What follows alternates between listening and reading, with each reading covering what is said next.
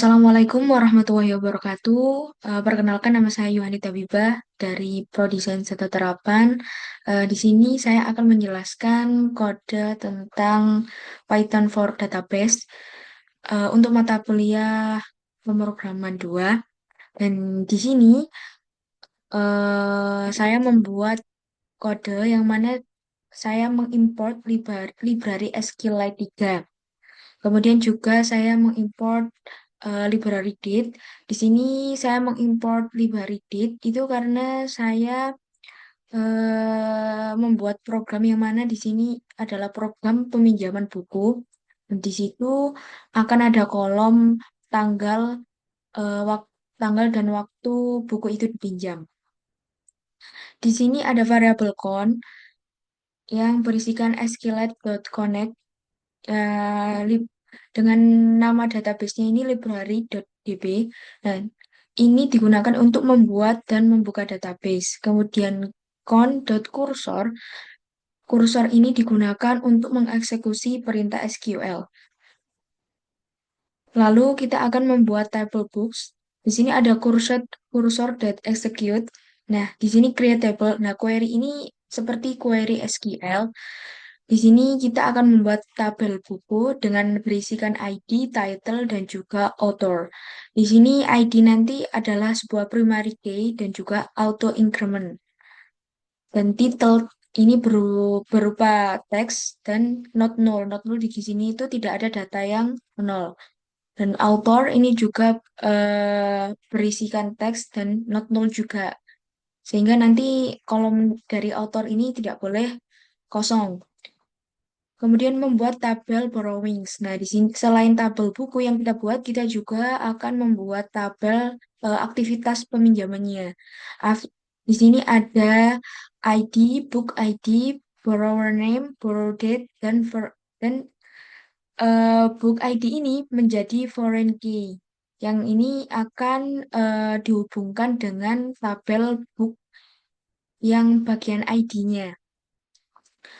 Di sini untuk ID-nya bertipe integer.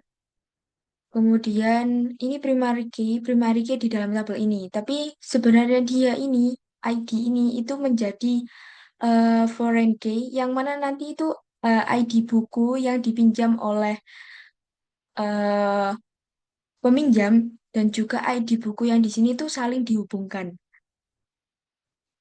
Kemudian ada juga fungsi untuk menambahkan buku. Di sini saya kasih nama add book dengan parameter title dan author. Nah, ini kita akan menambahkan buku, judulnya apa, kemudian penulisnya siapa. Nah, kita menggunakan fungsi cursor.execute. Nah, kita tambahkan insert into books title author value. Nah, ini tanda tanya ini adalah parameternya yang nanti diisi dengan title dan author. Kemudian kita commit. Selanjutnya itu ada fungsi untuk mencatat peminjaman buku. Di sini saya kasih nama add borrowing dengan parameter book ID dan juga borrow name. Kemudian di sini juga ada variabel today. Nah, variabel today ini itu berisikan data waktu peminjaman buku. Kemudian kita menggunakan fungsi add cursor.execute. Nah, ini adalah query-nya yang nanti book ID terdiri dari kolom book ID, borrow name, borrow date dengan values-nya yaitu book ID, borrow name, dan today. Kemudian kita commit. Selanjutnya yaitu fungsi untuk menampilkan daftar peminjaman. Kita kasih nama, saya kasih nama fungsinya ini show borrowings, parameternya ini kosong. Kemudian kita kursor execute. Nah, di sini kan karena ingin menampilkan, kita menggunakan select. Kalau kita ingin menambahkan, kita bisa menggunakan insert into dan kita kasih values-nya dengan ini parameter ini. Nah, ini kan kita menampilkan borong ID peminjaman, judul buku, penulis buku, kemudian nama peminjam dari tabel peminjaman, kemudian nama, kemudian data waktu peminjaman dari kolom ini semua dari data peminjaman kita joinkan dengan tabel buku yang mana eh, buku ID yang ada di tabel peminjaman itu sama dengan ID buku yang ada di tabel buku. Kemudian di sini ada perulangan untuk nanti menambahkan eh, apa ID peminjamannya, kemudian bukunya, kemudian ini penulisnya siapa, terus namanya peminjam dan juga ini waktu. Nah, ini adalah contoh penggunaan. Di sini kita tambahkan data buku. Kita panggil fungsi add book dan kita tambahkan misalkan buku yang kita tambahkan yaitu berjudul Laskar Pelangi dan juga penulisnya itu Andrea Hirata.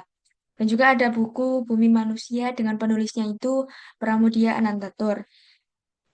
Kemudian setelah itu kita tambahkan data peminjamnya. Buku satu itu dipinjam oleh Rina, buku 2 dipinjam oleh Dika, buku satu dipinjam oleh Ayu. Setelah itu kita tampilkan semua data peminjamannya. Nah, untuk menutup koneksi tadi, kita bisa menggunakan count.close. Baik, kita akan mencoba merunning kode ini. Oke, kita lanjutkan kembali. Kita akan merunning kode saya ini.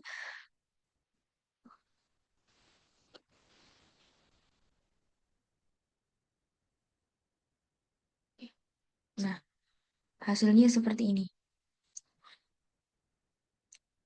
Daftar peminjaman, yaitu ada kolom borrow ID, kemudian buku Laskar Pelangi, ini penulisnya, kemudian peminjamnya Rina, dan juga waktunya itu eh, waktu peminjamannya.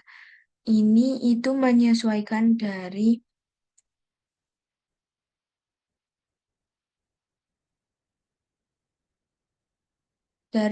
perulangan for all in cursor dot fetch all. Nah, di sini ada fungsi fetch all yaitu mengambil query sebelumnya. Di sini ada borrow ID 1, 2, dan 3. Borrow ID ini adalah ID peminjaman dan di dan peminjaman pertama yaitu bukunya Laskar Pelangi. Kemudian ditulis oleh Andrian Hirata, dipinjam oleh Rina pada waktu tanggal sekian. Nah, mengapa ini Laskar Pelangi dari Borrow ID 1 dan juga di sini ada Laskar Pelangi lagi di Borrow ID 3. Kenapa ID-nya ini berbeda? Ini bukan ID buku karena ini adalah ID peminjaman. Jadi ketika kita mencoba merunning kodenya lagi, maka akan ditambahkan lagi. Sehingga nanti data peminjaman buku ini menjadi 6 baris. Nah, sekian yang bisa saya sampaikan. Kurang lebihnya mohon maaf. Assalamualaikum warahmatullahi wabarakatuh.